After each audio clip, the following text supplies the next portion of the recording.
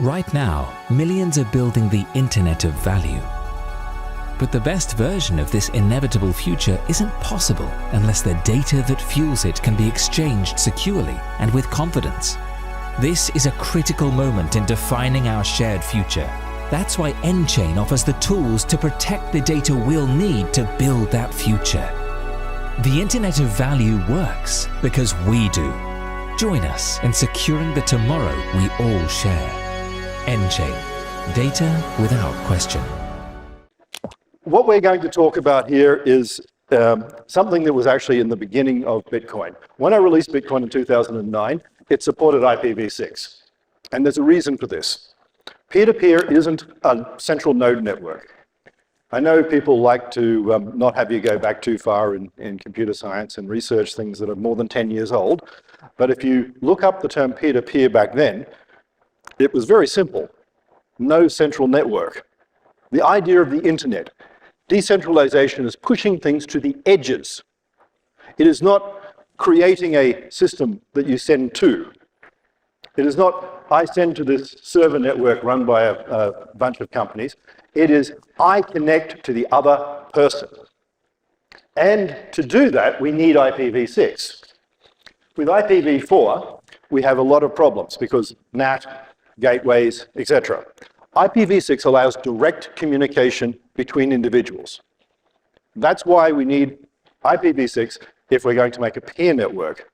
And when I say peer network, I don't mean send to a server network, bounce it around, go off to Lightning, hope that it eventually gets there, and look for it in this big cloud of data and find it. That's not peer.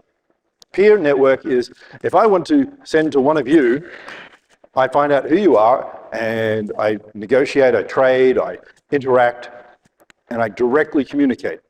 And that's a big difference. So IP to IP transactions are the core of what Bitcoin's meant to be about. So one of the things that got taken out of the Bitcoin client was IP communications. Instead of putting a key in the original version of the Bitcoin client, you could put an IP address. You could connect to the other party. And that's an essential part of how the system's meant to work. The idea of connecting to the node network was a fallback. Only temporary, because we had problems with IPv6 not being everywhere.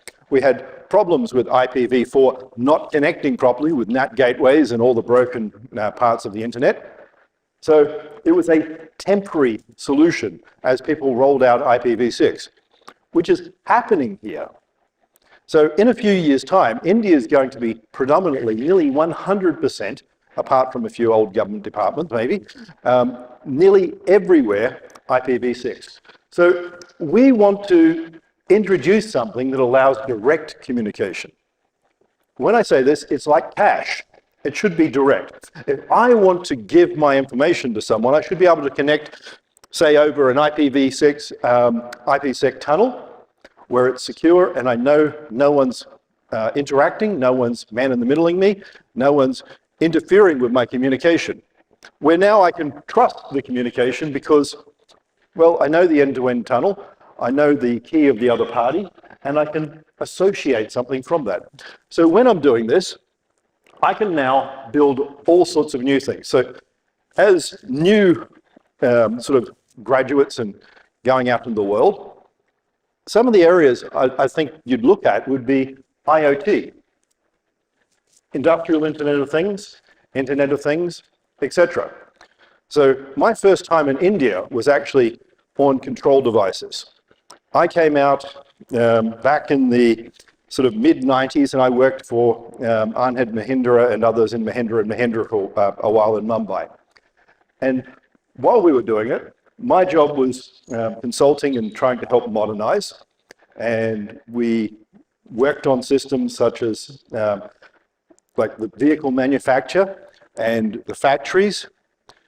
And in doing that, we started putting industrial monitoring systems in. And the company has done all that now, and it's bigger than it was. And I can tell you the vehicles are much nicer than they were 25 years ago. I don't know if any of you sort of know what some of the old vehicles in this country used to be like. Anyone remember a ambassador? Yeah, things are nicer. So all of these things are how the world is developing. And to do so, it needs to be secure. You need to have a record. And this is part of what Bitcoin's about. It's not just a cryptocurrency, as people say. It's not even a cryptocurrency. It's not a currency. It's not encrypted. IPsec provides encryption outside of Bitcoin. These other things before Bitcoin were encrypted. eCash, for instance, cybercash, digital gold, all encrypted. Bitcoin isn't. Now, that doesn't mean it's not secure. The CIA triangle, the confidentiality, integrity, and availability, not all of that gets solved by Bitcoin. Bitcoin is an available network because it has an economic model that incentivizes nodes, but it doesn't mean your end system will be available. There are ways of doing that, however. You can create networks that are incentivized. So when I was younger, I learned peer-to-peer because I was on the other side. You might say the dark side, which is the opposite. I worked for law enforcement. So I did the making sure that people who were illegally using peer-to-peer networks got tracked and found. And there's an other side of that too. We can make these things work. We can make them viable. You can do it for automotive sensors. I mean, cars on the road. How do you make sure that they drive safely, get to the place? If cars all communicate, that's going to be better. Equally, factories. One of the problems identified even 25 years ago was the annealing process was controlled by internet-connected machines at the Mahindra plant, and if one of the competitors, one of the other car companies, etc., or even someone just wanting to damage the company, they could have damaged the product, not by wrecking the engine, but by increasing the wear. So after a year, you have a total recall. That would cost the company far more. So the security of all this is critical. And that's why we have digital signature algorithms. So in doing this, what we're doing is creating a system that is secure because it's logged and public. So peer-to-peer, IP to IP. That means individuals connect. Now, the secret that people don't tell you, they'll tell you there's such a thing as a private or permissioned blockchain. There isn't. Because Bitcoin's not secured by a hash. It's not secured by a hashing function. It's not secured by nodes, not in that way. Bitcoin's secured because the chain, the headers, are public. In the future, when we have this out to everyone, I want you to imagine now that those hashes that can't be changed, that have all the entirety of the blockchain under them, 80 bytes, that links anything, even if it was gigabytes or terabytes of information, those 80 bytes per block are sent to every user. If I send something every 10 minutes to every person on Earth in the future, every one of you, everyone you know, someone in Pakistan, someone in China, someone in Russia, do you think that someone, a hacker, can go around and simultaneously change all of your computers, making you lose years' worth of information? Anyone think they can do that? No. That's what secures Bitcoin. It's not code is law. It is purely and simply people. Peer-to-peer is people as well. It's not sending to machines. It's sending to people. So it's very different to many people in Silicon Valley, what they will try and tell you. IP to IP connectivity. Peer-to-peer, direct exchange. All of you. Streamlined sensitive information. So back in 2016, I released a patent. It covers in a full form what people now call NFTs. That was publicly released in 2017. Then we had CryptoKitties. Now, what my invention should be, and how this should be, is to have a single provable digital copy of information. Not a link. The other side haven't quite figured out how to do it yet. Not a link to an IPFS site where everyone gets the image, where everyone can steal your boring ape. A file you control. The concept of tokenized data, an NFT, is a highly encrypted data file that mirrors paper. I'm old. I used to be an auditor. I used to work on paper-based records. So my invention is basically taking my being old and bringing my old world into the 21st century. That's what Bitcoin really is.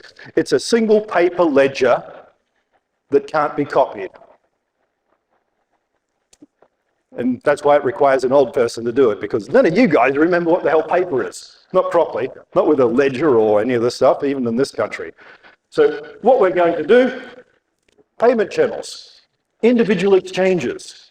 If you're dealing directly with someone and you're updating and you're negotiating, you can now do billions of negotiations, billions of updates, securely with all of the updates being recorded, but only settling the last one.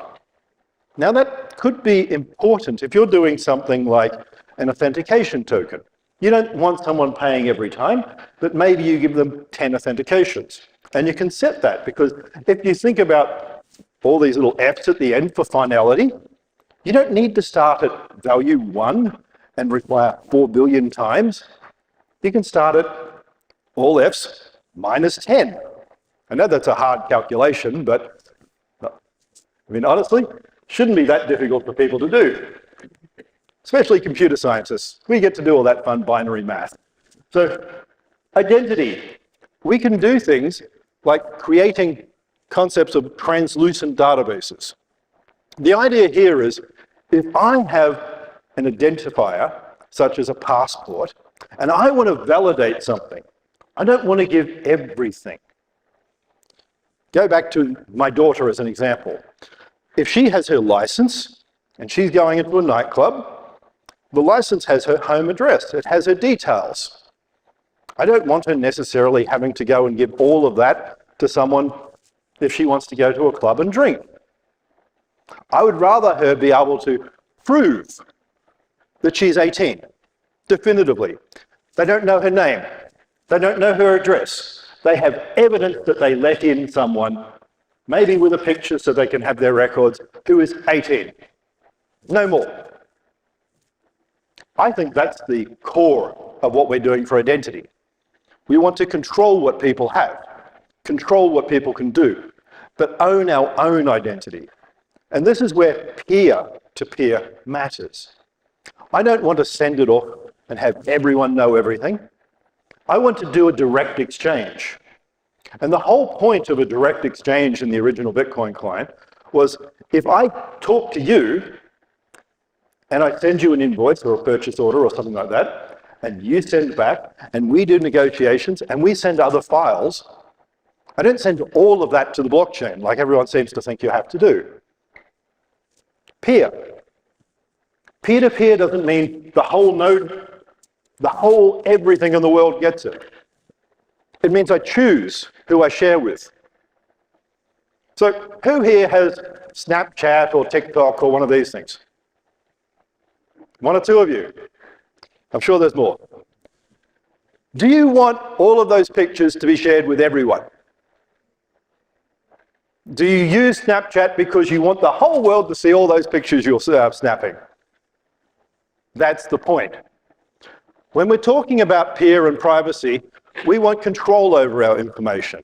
We want to create a model that allows us to say what we give, who we give it to, etc. So directly one party to another is key. If you can't send to the other person, then you're not really doing a peer communication. If you're having to put everything you're doing out there, it's not a peer communication. You can still timestamp everything. So the wonders of a hash, the data integrity file, also can act as a MAC, message authentication. So when I send you a document and I put that hash in a transaction and I save that information, nobody else knows what I've sent. It's secure, but it's provable that I've done it. Both of us know, we have a record. I can now go, if the tax office comes up and goes, oh, I don't believe you sent that, I can go, actually, here's my proof. It's electronic, here's the file, that's my invoice, that's where the other person said it, and I know I can prove it because the hash matches. That's it. More, I can keep this secret because there's HMACs.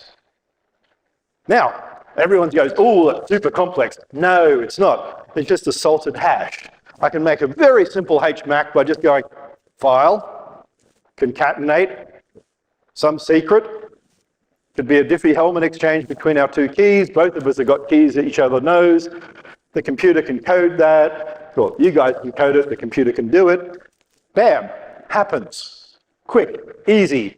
Most people in the world have no idea. All they know is a different number, but I can still prove it. Plumbing, underlying the internet. So direct.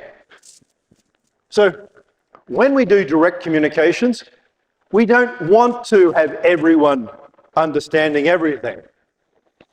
I know there's this great model out there called communism, and everyone gets to do everything else. I mean, it goes right back to Plato.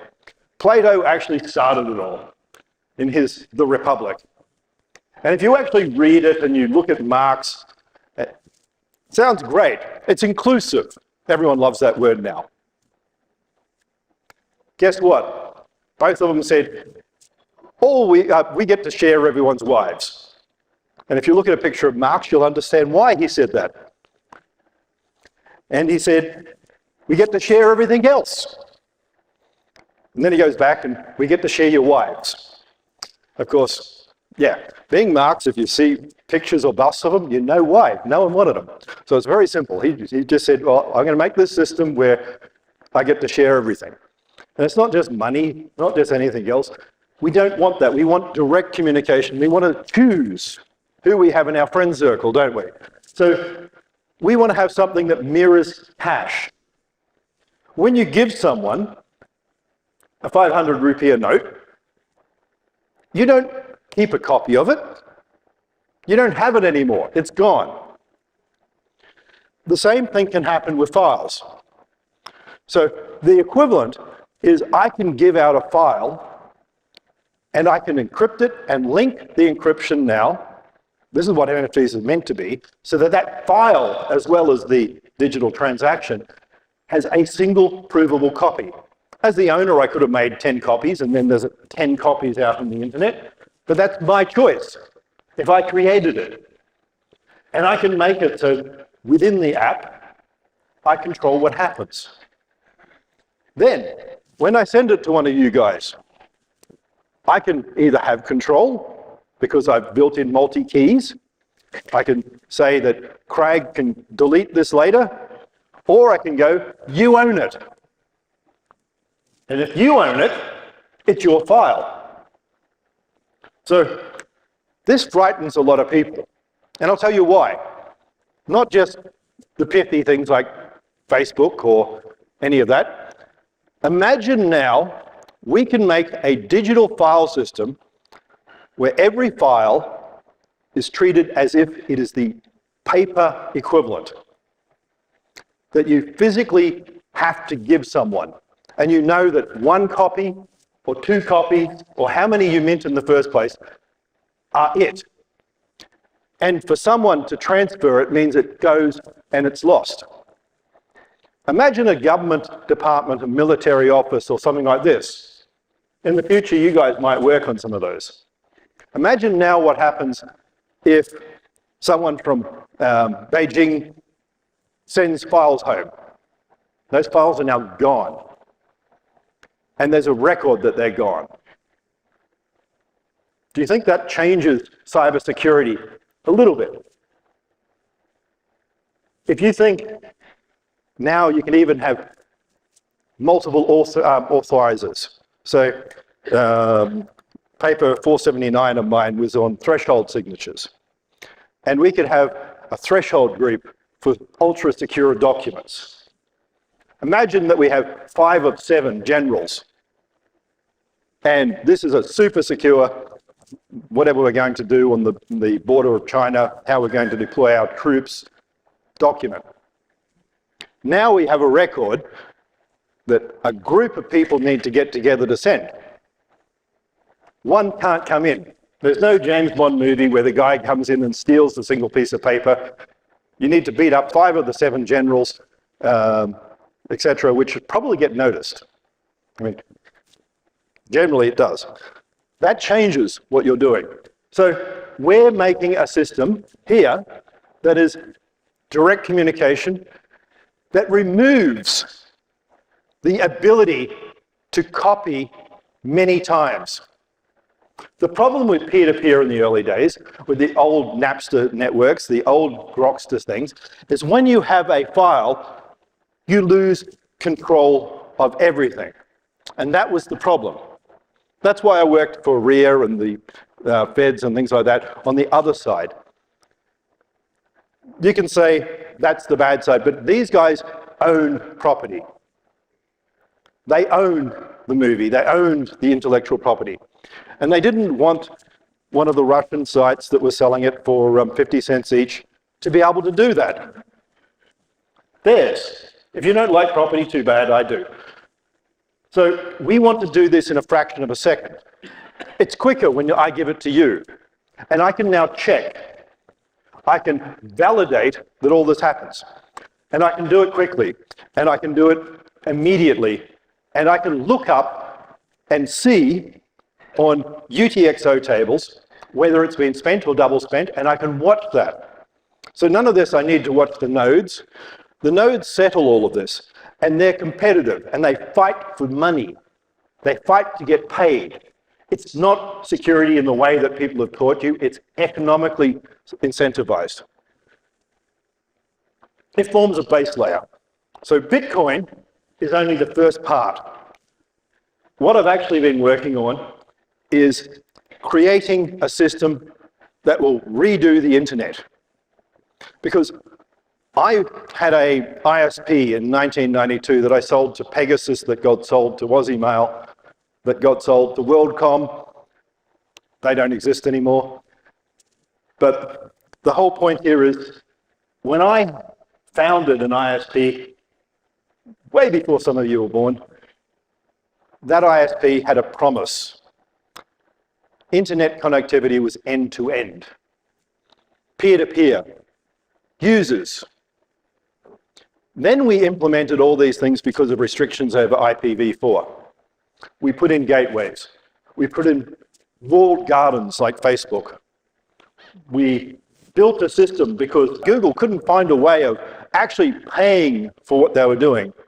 They couldn't figure out 402, which is the paid request part of the web.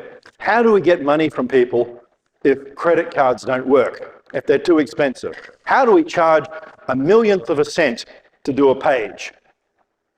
So instead of that, they put ads, and they made you the product.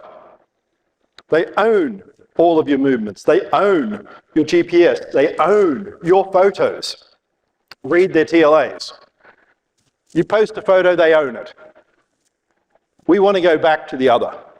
I want to take this and go back to something where we can choose what we prune, who's part of our network. I want to form base layers that have settlement on the nodes for the hash. And then we create overlay networks. Now, people talk about censorship resistance. They're getting it wrong. What we want to do is people. It's not because it's on Bitcoin, it's because information spreads by people. Not because LinkedIn can kick you off, like they've done to me again. Not because Twitter can kick you off, like they do to me all the time. Not because someone in Silicon Valley can choose what you want to read. Not because they can set up algorithms to isolate you. and cause dissent because you'll click more and get more advertising revenue for them. Because you want to know something, because you want to learn, because you want to engage with people. That's what this should be about, because you can make a network of things that people want to be a part of. So, layered networks. To do this, we need something else. We need to create multiple networks all linked by a hash table. And everyone will tell you Bitcoin blockchain doesn't scale. The next release of software we're doing enhances everything with Teranode, we're calling it. It's still the same protocol. If you made a transaction 10 years ago, it will still run. If you download the blocks on an old system, it will take a lot longer. It will still happen. But when we release it, we will do million and then millions of transactions. And we're not talking 18 months. I'm talking, we're releasing the software this year. Then, we're going to keep scaling that. With the other bits we've already written papers for, that we've already filed patents for, we're going to scale by the end of this decade, by building those systems I've been designing, to 10 billion plus transactions a second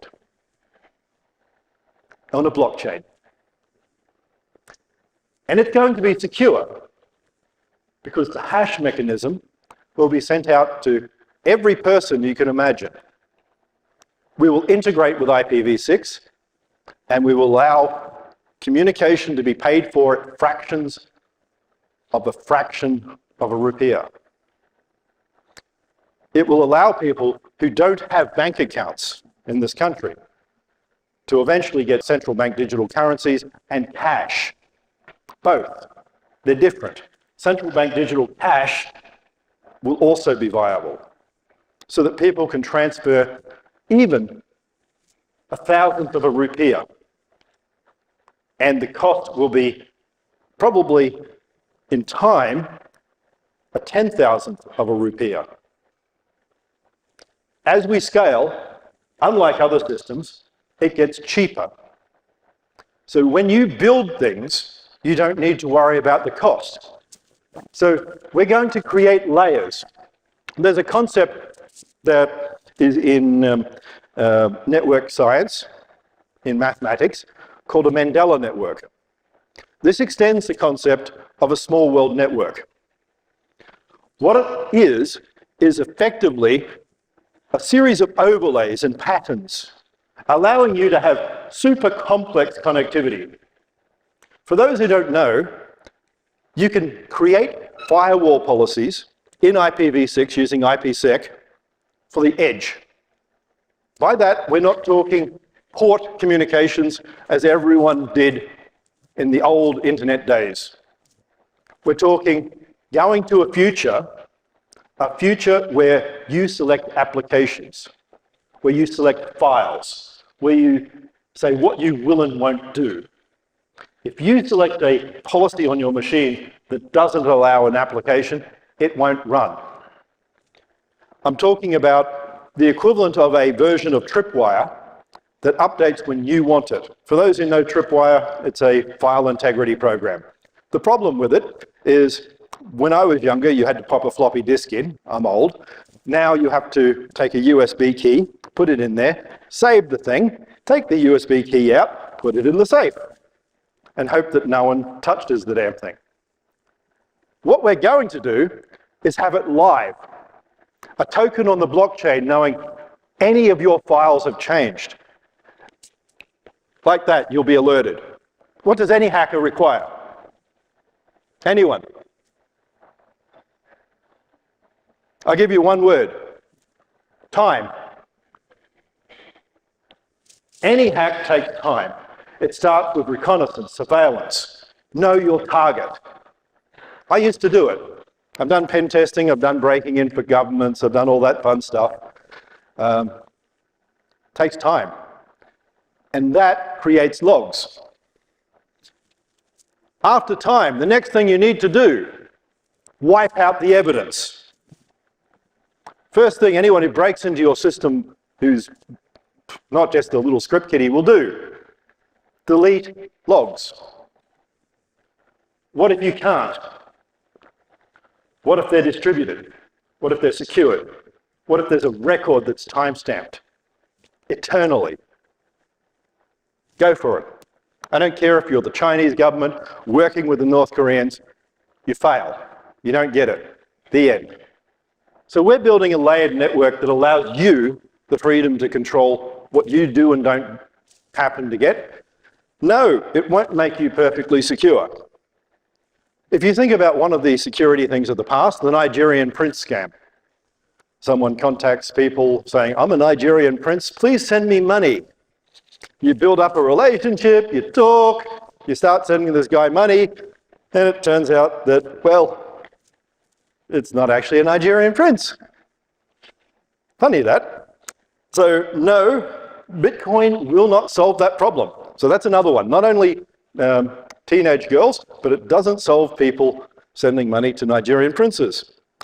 What it can do is create a network of attestations. So if we put your diploma, your degree, and we put it on the blockchain, now people can see and validate. So far, I don't think there's a Nigerian prince thing. So maybe someone can start one. Only valid Nigerian princes can apply. But anyway, that's a different issue. All right, so timestamping, ordering, etc. When files are created is all a key part of this.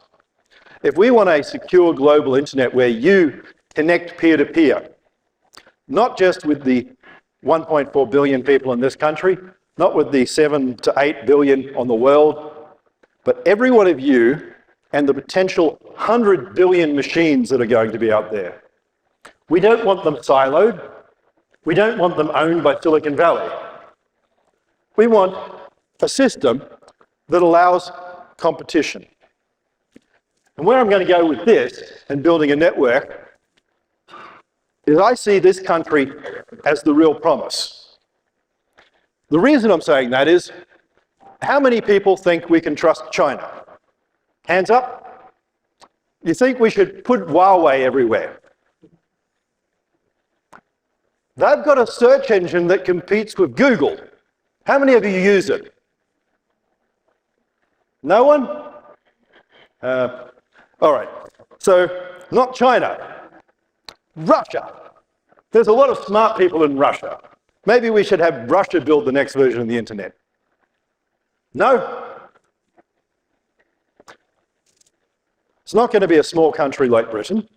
As much as I like Britain, I like Australia. We're not going to do it. Not enough of us. Full stop.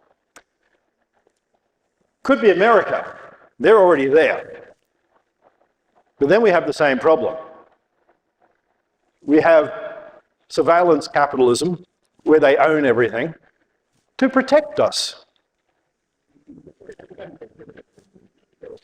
I mean, I'm so happy not being an American citizen that the NSA is spying on me all the time and monitoring all my emails, knowing everything I do, because, yay. Sorry. So, it's very simple.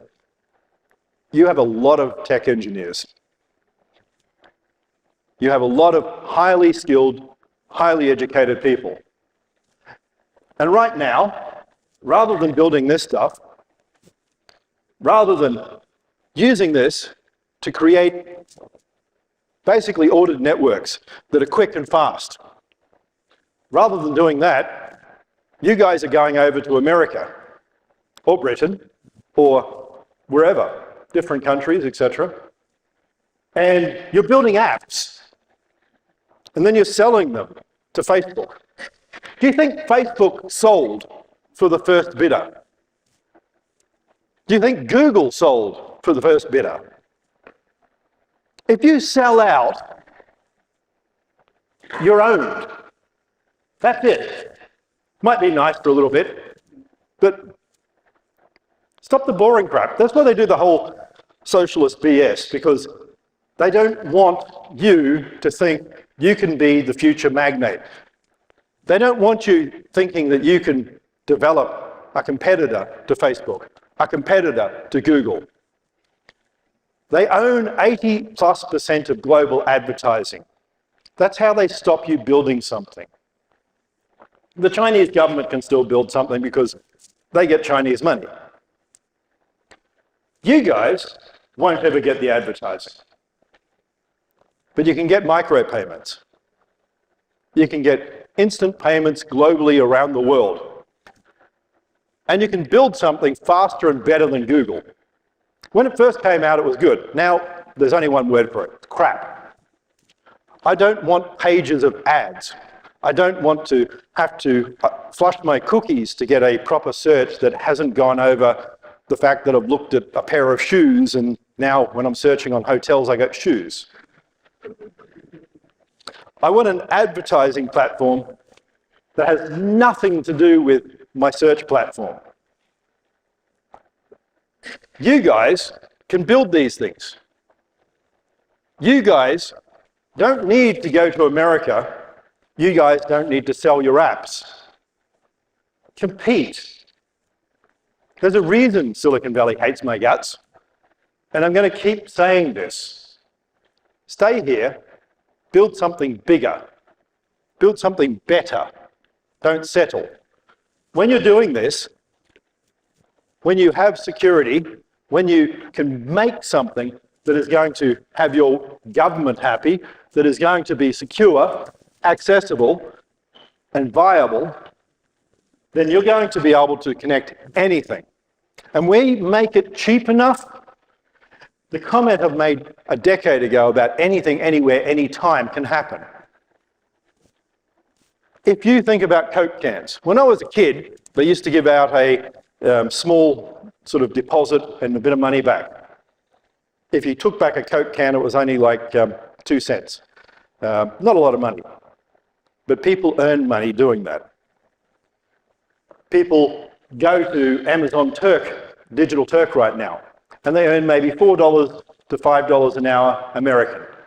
And it doesn't sound a lot to a lot of people, but it would to people in this country.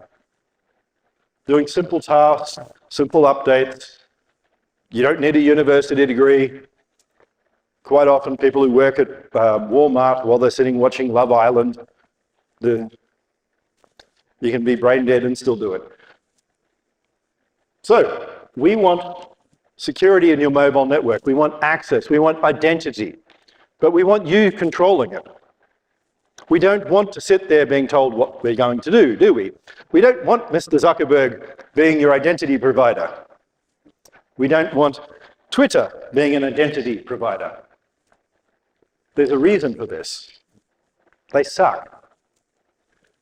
So, IP to IP transactions, this is the core of what we're talking about. We can implement some of the old technologies, and they are old because no one's run them up. Send, CGA++, cryptographically assigned addressing, mobile IP. This allows us to maintain a key that someone knows, someone in our friend group, for instance, and to connect securely to them. Alternatively, if we're building networks of bots, of valid machines, of control systems for traffic, of shipping systems, of drone systems for police security, of all these things you can imagine in the future, all of these things for health networks, then we can do it in a secure manner where nobody, even the Chinese guys, will not know what the hell's happening over your network. And we can do it in a way that also can be traced, and valid sort of court orders and other such things can get it if there's a criminal. But the old-fashioned way, not the NSA monitor everything, but old person like me way, which is police had to do detective work and find things. Human intelligence. So, domain name payments can all happen. IoT, we can actually implement everything on every device. Not in PANs and personal area networks that then connect through your phones, everything connected. But with a security policy that dictates what machines, what certificates are allowed to get to it. And if you have certificate-based control, not PKI, it sucks. Anyone who tells you PKI is any good is either a fool or lying, because who knows of DigiNotar? I know it's a long time ago. Anyone studied that? Dutch cybersecurity firm running one of the PKI things. Had browser certificates. They got compromised. 4 years before it got found out. 531 certificates issued. Some of those include the CIA, the NSA, certain American government agencies, the British government, your government. The Iranians compromised a whole lot of people in their own country. The only reason it got found out is Google pin all the certificates in their Chrome browser and update them via Google Updates. They don't allow control at the user level, and they report on this. So the only thing, it was an accidental find by a Google employee who went, there's a problem with Iranian Gmail. So when we're doing this, we want to have a communication protocol built over IPv6 that allows direct communication. And this is why I'm talking about scale.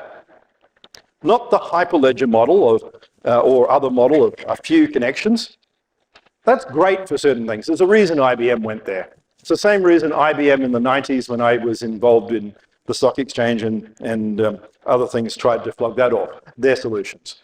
Because if you have gateways for everything, they make lots of money.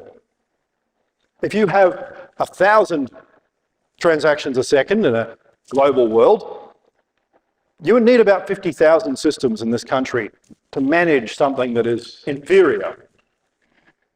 That's a lot of management, a lot of consulting, a lot of money paid for something like the internet that should be free. So we want to set up multi-level architectures. We want to be able to set up control and servant issues. And the thing is, no one even need know that your devices are controlled by a certain key. You can set up something like a connected swarm of drones so that you could collect information over a large area such as a forest. And all of those could be controlled by monitoring the blockchain.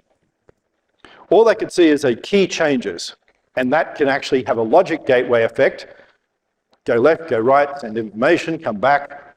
All that can be sent. And the thing here is, no one else need know. You're sending to a derived key. You control it. The hacker can try and find out what your key is. I mean, ECDSA, there's only approximately a little bit more sort of numerically than how many atoms we have in the known universe. To try, we can go through each of those atoms individually, equivalent of that sort of thing. Eventually we'll find the key, and the universe will be over because we've wasted so much time. But hey, we can do that. So we're going to build a system that allows all of these things to be controlled. The top layer, we put the timestamping. We have the information that controls what's seen. Then we build layers. So all of this permission stuff, forget it.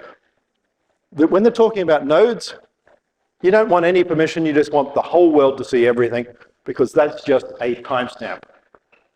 Then you build on top of that. You build the information stores, you build who gets the file, you build the control systems. Not the whole world, just a hash of information, so that you control and own the information, the data yourself. Not like the Ethereum model, where every single node needs to run every single stupid thing. So when your CryptoKitty goes to the CryptoKitty box and does a CryptoKitty whatever, who cares? You run it, whoever's running your application runs it, no one else. So if we're going to do this, we don't want everyone running everything. We want to build layers of network. We want to choose the devices that operate. We want to choose who controls them. In our home, we want to say who gets read access, who gets write access, who accesses the printers, how many different channels people can get to, what different streams they can go to, what videos they can do. If it's R-rated and we don't want our children watching it, we should be able to say that and not have them easily bypass it. So we want to control that using the equivalent of a contract. We want to have this in a manner that is fully transparent, end to end. We want it so that we have evidence. If I want to buy something, I don't want this sort of BTC Ethereum model of contracts.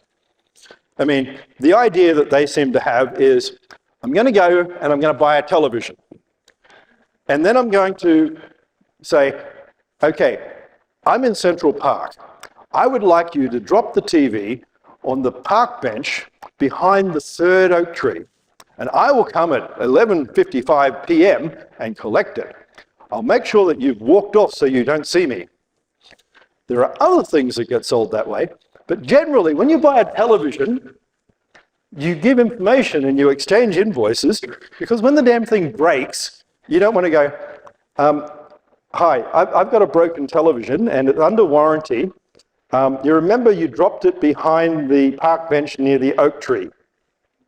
No, you don't remember that. Well, no, that's me. Why'd you hang up? Yeah, so that's not how the real world works. So when you buy these things, you want that invoice. You don't want everyone knowing you did it. You don't want your employer knowing that you just spent your money here. You don't want your friends knowing unless you tell them. It's like cash. But equally, we can do software signing.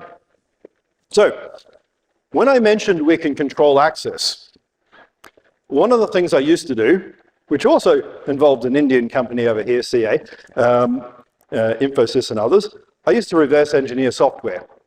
I used to get packers and things like this and basically turn them into C language from machine code, undo the compression and the encryption so that the malware companies could release, well, updates that found it. And in doing that, I learned some things about how software can be controlled.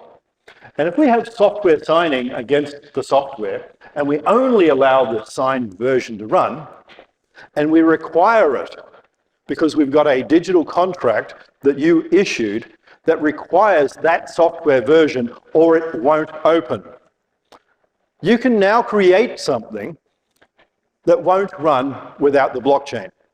When I said we can control digital files, and you can mint a file, such as a document that only you can get, that can happen. So yes, it's sort of like the old days where James Bond came into the office and he took little photos of your screen and things like that, but even that's a bit more problematic because now you don't have a file cabinet, you have a locked computer, and he's got to break into the office physically and then go into hacker mode and then take pictures of the screen. And if it's 1,000 pages, you might be there a little while. So we can do that, allowing you to have a digital artwork, not boring apes. Sorry, I mean ones you control. You say who sees it. You see what level of quality. You see how long. If you want to rent out a movie you did, and you want to charge for it, or you want to, however you want, your choice. Different model of the internet. One based on capitalism. I know, horrible word. Where you make money. This other horrible word, where you guys make profit. Where you guys, instead of being, well, the only word is the bitches of Silicon Valley, get to compete. That's the whole model here. So, what I want to tell you is, stop thinking that you can't do. Stop caring that you have to sell out to these other people, that the only path forward is to make an app or to make a software or work for a company and be owned. I want you to think, India is a damn big country, it's got a damn big history, it's got a damn lot of people, and some of us are going to get together and beat everyone globally. In 20 years' time, I want to see Google, and I want to see one of you sitting here in India, not going to America to do it, bringing capital back. That's what I want to see. Thank you.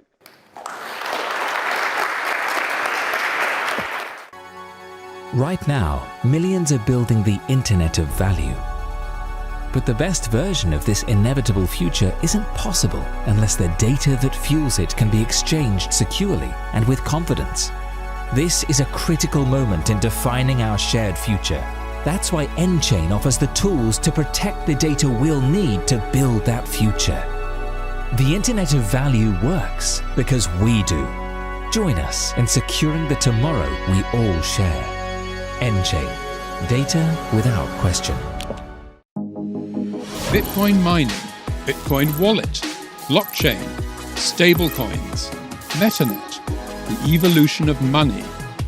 Everybody is talking about Bitcoin today, but what exactly is it?